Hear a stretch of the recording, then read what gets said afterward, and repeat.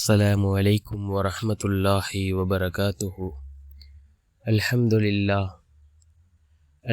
لله الذي نحمده ونستعينه ونستغفره ونؤمن به ونتوكل عليه أما بعد.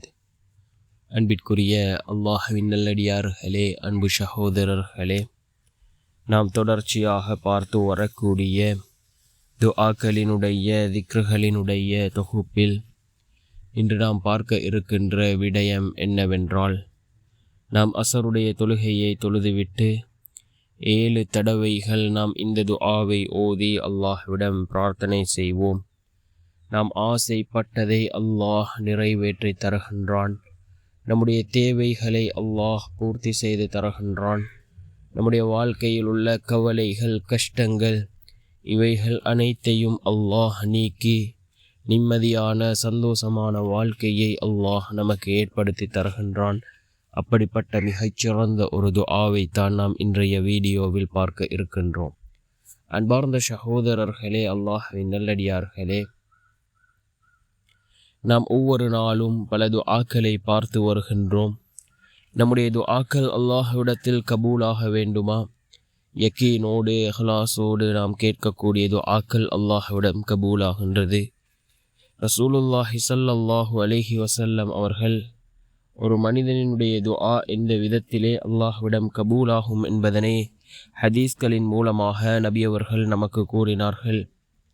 ஒரு மனிதன் துஆ கேட்டவுடனேயோ அல்லது சிறிது காலம் தாழ்த்தியோ ஒரு மனிதனுடைய துஆ அல்லாஹ்விடம் கபூலாகும். அதே போன்று அந்த மனிதனுக்கு ஏற்படக்கூடிய ஆபத்துக்களில் இருந்து அல்லாஹ் அந்த மனிதனை பாதுகாக்கின்றான். நாளை மறுமையுடைய நாளில் அந்த துஆவிற்கான பலனை அந்த மனிதர் அடைந்து கொள்வார் என்று கூறினார்கள் அருமை நாயகம் ஸல்லல்லாஹு அலைஹி வஸல்லம் அவர்கள். அன்பார்ந்த சகோதரர்களே, அல்லாஹ்வின் நல்லடியார்களே, நாம் கேட்கக்கூடிய துஆ ஒருபோதும் வீணாகுவதில்லை. நாம் அதிகமாக துஆக்களை கேட்போம். சஹாபாக்கள்களாக இருக்கலாம், இமாம்களாக இருக்கலாம், நபிமார்களாக இருக்கலாம். தங்களுடைய வாழ்க்கையில் ஏதாவது ஒரு கஷ்டம் ஏற்பட்டால் 2 ரக்காத் தொழுதுவிட்டு அல்லாஹ்விடம் பிரார்த்தனை செய்யக்கூடியவர்களாக இருந்தார்கள். ஒரு சஹாபி தன்னுடைய தோட்டத்திற்கு தண்ணீர் தேவை, விவசாயம் செய்வதற்கு தண்ணீர் தேவை. அவர் 2 ரக்காத் தொழுதுவிட்டு அல்லாஹ்விடம் பிரார்த்தனை செய்தார்கள். அவருடைய தோட்டத்திற்கு மாத்திரம் அல்லாஹ் மலையை பொழிய வைத்தார்.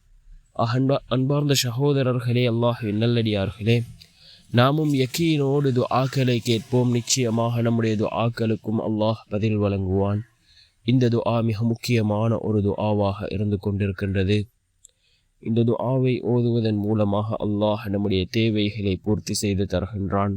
நாம் ஆசைப்பட்டதை அல்லாஹ் நமக்கு நிறைவேற்றி வைக்கின்றான். என்ன துஆ என்றால், ஹஸ்பி அல்லாஹு லா இலாஹ இல்லா ஹுவ அலைஹி தவக்கல்து வஹுவ ரப்புல் அர்ஷில் அலீம். ஹஸ்பி அல்லாஹு லா இலாஹ இல்லா ஹுவ அலைஹி தவக்கல்து வஹுவ ரப்புல் அர்ஷில் அலீம் என்ற இந்த துஆவை நாம் 7 தடவைகள் ஓதி அல்லாஹ்விடம் பிரார்த்தனை செய்வோம்.